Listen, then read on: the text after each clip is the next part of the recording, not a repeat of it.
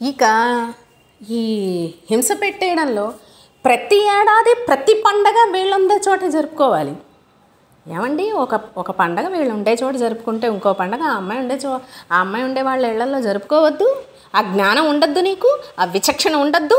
నువ్వు కడుపుకి అన్నం తింటున్నావా, గడ్డి ఎరుకుని తింటున్నావా? నువ్వు రావడం లేదు, పెళ్ళై 10 ఏళ్ళు 15 ఏళ్ళు 20 ఏళ్ళు 25 ఏళ్ళు 30 ఏళ్ళు అయినా మరి ఆ అబ్బాయి నీ అన్నో తమ్ముడో అతని భార్యతో కలిసి వెళ్ళవద్దు? అతని భార్య పిల్లలు వెళ్ళవద్దు వాళ్ళ ఇంటికి? వీళ్ళు పైగా ఏం చెబుతారంటే అండి, ఒకవేళ ఆ అమ్మాయి ఇంట్లో ఏదో తల్లిదండ్రులు లేకపోవడమో, లేదా ఆ అమ్మాయి అన్నదమ్ములకో అక్క చెల్లెళ్ళకో పిల్ల పాప లేకపోవడం, ఏదో కొంత పేదరికం ఉండడం ఉందనుకోండి, అక్కడికి వెళ్ళి ఏముంటుందిరా, అక్కడ పెద్దవాళ్ళు లేరు, అమ్మా నాన్న లేరు, అక్కడ పిల్ల పాప లేరు, ఏం సంతోషం ఉంటుంది? అసలు నువ్వెవరు? ఒకడి జీవితంలో సంతోషం ఎలా వస్తుందో ఎలా రాదో, ఏముంటే వస్తుందో ఏముంటే రాదో నువ్వు నిర్ణయించడానికి నువ్వు ఎవరు? అసలు నువ్వు ఎవరు? ఏముంటే వస్తుందో ఏముంటే రాదో నిర్ణయించడానికి నువ్వెవరు? నువ్వేమైనా సంతోషానికి, హిందూ మతానికి, శాస్త్రానికి, కుటుంబ వ్యవస్థకి తలమానికమా? లేక నువ్వేమైనా పెద్ద దిక్కా? నువ్వేమైనా ఆదిశంకరాచార్యుడివా? నువ్వేమైనా అమ్మవారివా? లేదా నువ్వేమైనా అయ్యవారివా? ఏమి ఉన్నా ఏమి లేకపోయినా ఆ అమ్మాయికి ఓ పుట్టిల్లుంది కదా, ఆ ఇంటికి వెళ్తుంది. ఆ అమ్మాయి పుట్టింట్లో అమ్మా నాన్న లేరు, అన్నో తమ్ముడో ఉంటారు, అక్కో చెల్లో ఉంటారు, లేదా మేనల్లుడో మేనకోడలో ఉంటారు, లేదా ఓ ఫ్రెండ్ ఉంటారు, లేదా మామయ్య మేనమా ఉంటాడు, లేదా మేనత్త ఉంటుంది, లేదా బాబాయ్ ఉంటాడు, లేదా పిన్ని ఉంటుంది. ఎవరిళ్ళకి? ఆ అమ్మాయి తరఫు వాళ్ళ ఇళ్ళకి వెళతారు. ఆ అమ్మాయి తరఫు వాళ్ళ ఇళ్ళకి వెళ్ళి మీ అన్నో తమ్ముడు వాళ్ళతో కలిసిమెలిసి సుఖంగా సంతోషంగా ఆనందంగా పండగ జరుపుకుంటారు. నీకేమిటి నొప్పి? నీ దృష్టిలో నీ ఇన్నర్ ఆలోచన ఏమిటి అంటే, నీ అన్నో తమ్ముడో కుటుంబ వ్యవస్థలోని సుఖ సంతోషాలు పొందకూడదు, నీ అన్నో తమ్ముడో ఒక కుటుంబం తీరులో ఉండకూడదు, నీ అన్నో తమ్ముడికి వచ్చిన భార్య నువ్వు లేక నీ భార్య.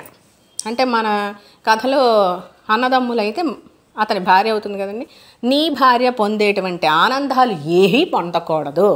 నీ అడుగులకి మడుగులొత్తుతూ నీ ముఖాన్న కూర్చుని, నీ ముఖం ముందు కూర్చుని, నీ కాళ్ళ దగ్గర పడుండి నువ్వు పెట్టేది తింటూ. ఇక్కడ ఇంకో తమాషా అండి, ఇక్కడ మన కథలోని ఇండివిజువాలిటీ లేని భర్త యొక్క అన్నో తమ్ముడో విషయాన్ని తీసుకుంటే ఆ ఇంటి ఇల్లాలు మహా ఉత్తమ ఇల్లాలు అవుతుంది. పండక్కి రారమ్మని పిలుస్తారు, అన్నిటికీ రారమ్మని పిలుస్తారు. వచ్చిన అతిథులకి రాత్రిపూట పగలపూట వాళ్ళ వంట వాళ్ళే చేసుకోమని మొహాన పడేస్తారు. అన్నము పెసరపప్పు కందిపప్పు, ఓ కూర నార రవ్వ గోధుమ ఇలాంటివి నీ వంట నువ్వే చేసుకో. ఇంటికి వచ్చిన వాళ్ళకి అంత ఉడకేసి పెట్టలేని దానివి నువ్వెందుకు పిలిచినట్టు? అసలు నీ భార్య అలాంటిదైనప్పుడు నువ్వెందుకు పిలిచావు? నీ ఇంటికి వచ్చి వంట వండుకు తిని, నీ ఇంటికి వచ్చి నేల మీద పొరలాడుతూ పడుకుని, నీ ఇంటికి వచ్చి చీబెళాలు తింటూ, నీ ఇంటికి వచ్చి నీ దగ్గర బానిసగా పడుండి అదా పండగ? అది పండగేనా? అది పండగేనా అంట?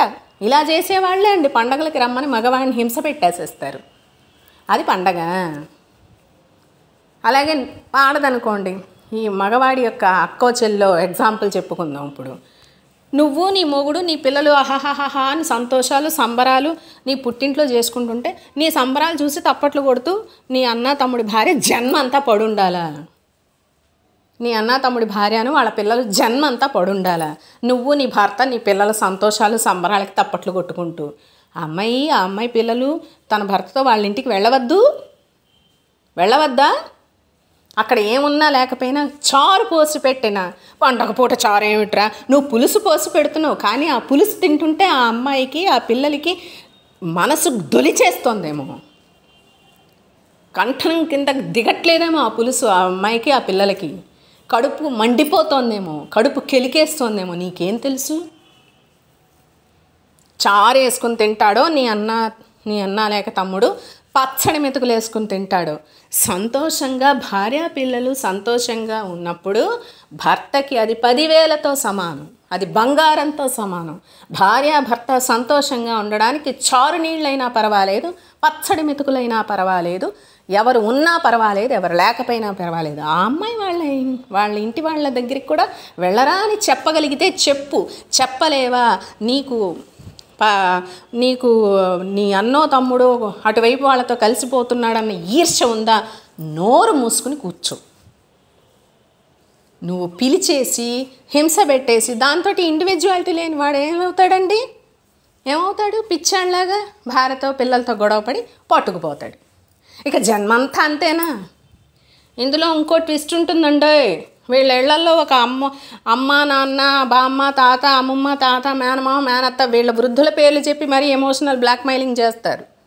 కానీ ఒక్కటి తెలుసా అండి, మన భారతదేశంలో ఏ వృద్ధులు కూడా తల్లి అవనేంటి తండ్రి అవనేంటి బామ్మ తాతయ్య అమ్మమ్మ తాతయ్య మేనమామ మేనత్త ఏ వృద్ధులు కూడా తమ కొడుకు వారి అత్తవారింటి వారితో కలిసి ఉండకూడదని కానీ, అక్కడికి వెళ్ళి పూజలు పండగలు చేసుకుని సరదాగా ఉండకూడదని కానీ కోరుకోరు. ఆ జ్ఞానం కూడా వీళ్ళకి లేదు. ఆ ఇంగిత జ్ఞానం కూడా లేకుండా వాళ్ళ పేర్లు చెప్పి మరి ఎమోషనల్ బ్లాక్మెయిలింగ్ చేసి కుటుంబ కలహాలకి దారి తీస్తారు. కాకపోతే ఒకటండి, వీటన్నిటికీ దేవుడి దగ్గర ట్యాక్స్ కట్టాలి. Please do watch, like, share, subscribe, SSVNAGAPRSH.